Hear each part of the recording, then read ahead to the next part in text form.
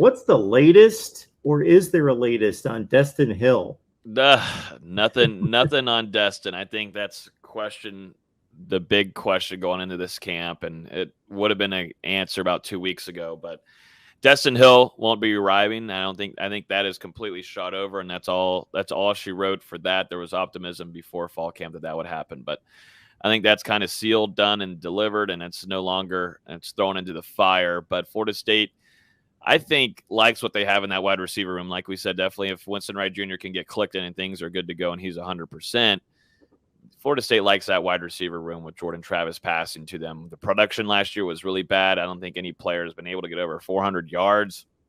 Under Norvell's tenure, that's got to change. That is something Florida State had to do yesterday, being able to see Micah Pittman back in action, Johnny Wilson. I will say my surprise guy from yesterday during fall camp, Mark, I hadn't talked about him a whole ton because I've been projecting him to be a guy maybe next year to be in the production. Destyn, transfer wide receiver there, played originally really quarterback, comes in now to be a weapon in the wide receiver room. Destyn, I thought, surprised me a little bit, just the way that he stood out yesterday. Came in still looking in crazy shape. He's just one of those specimens that, I think some Florida State staff members are salivating what they can do with this guy.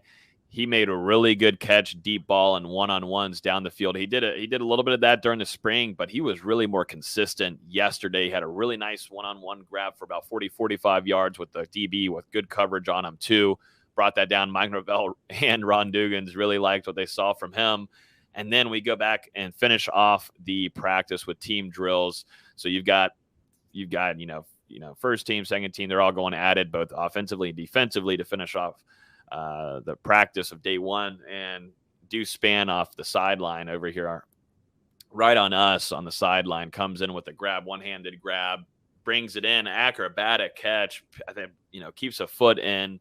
Acrobatic catch, almost absolutely obliterates me, but I had to see if the ball was coming. I got to see if he's catching it, Mark. We got to do the real analysis here. So I was willing to risk it for the biscuit to give you some good stuff, Mark. But he brought it in, curled it over, and was able to get on his back, so he keeps the ball in his hand, and one-handed snag there from Destyn. And I would got to say that is someone that I will be keeping an eye on today and going in through the rest of the week. That is a surprise. There's always going to be someone in fall camp that will surprise you. They do it in the spring. There's always one or two guys, and there'll be someone in fall camp. It's only one day, Mark, but watch out, maybe. Destyn. I remember those days of being on the sideline for 7 years in the SEC, and, you'd have those couple times a game when somebody be headed your way, or they'd run a sweep, and boom, they're coming toward the sideline, and you'd have to figure, okay, no, I can hold my ground, and they're going to go in this direction, or all of a sudden, boom, you got to bail. So you held your ground.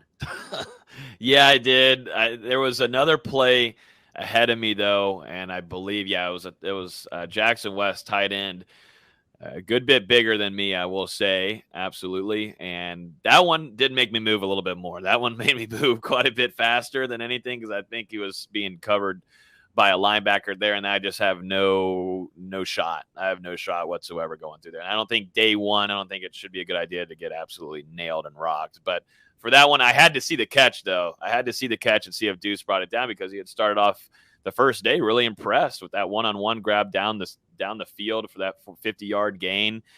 This one I had to see if he brought in. Destyn as someone to maybe keep an eye on. I think your most consistent wide receiver out of the day, though, was Ontario Wilson, Pokey Wilson. He was just the most consistent. He's one of the biggest veterans out there, maybe outside of Keyshawn Helton. He's a guy that was Florida State's most productive guy, wide receiver, going into last year. You got him back now going into this year, put on another 10 pounds. Coach Norvell told us on Tuesday.